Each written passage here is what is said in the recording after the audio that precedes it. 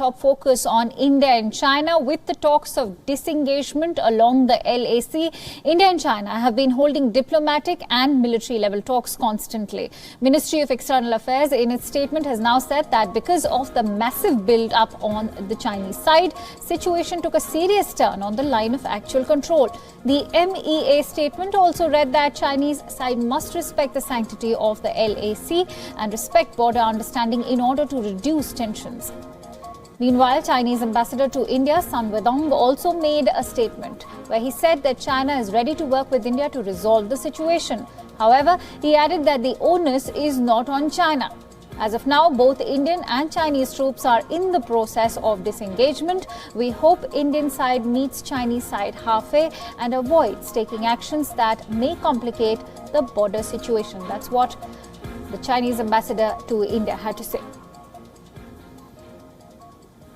Now, the United States Secretary of State Mike Pompeo has said that the country is shifting its troops from Europe to Asia to face Chinese threat to India and the South China Sea. In a virtual meet of the Brussels Forum, Pompeo said that the US was shifting its troops to Southeast Asia as it saw the actions of the Chinese Communist Party as a threat to India, Vietnam, Indonesia, Malaysia and the Philippines. This is going to dictate that in certain places there will be fewer American resources. There'll be other places. I just talked about the threat from the Chinese Communist Party. So now threats to India, threats to Vietnam, threats to Malaysia, Indonesia, South China Sea challenges, the Philippines. We're going to make sure we're postured appropriately to counter the PLA. We think that's the challenge of our time, and we're going to make sure we have resources in place to do that. To the extent that that change, the difference in what the United States decides to do impacts adversely a threat someplace, it may be that other nations need to step up and take responsibility for their own defense in ways that they hadn't done previously.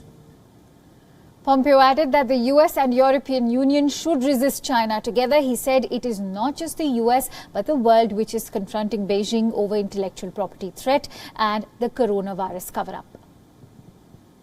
The United States is not forcing Europe to choose between the free world or China's authoritarian vision. China is making that choice between freedom and democracy.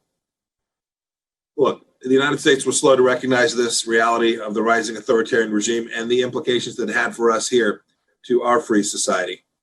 Europe was slow too.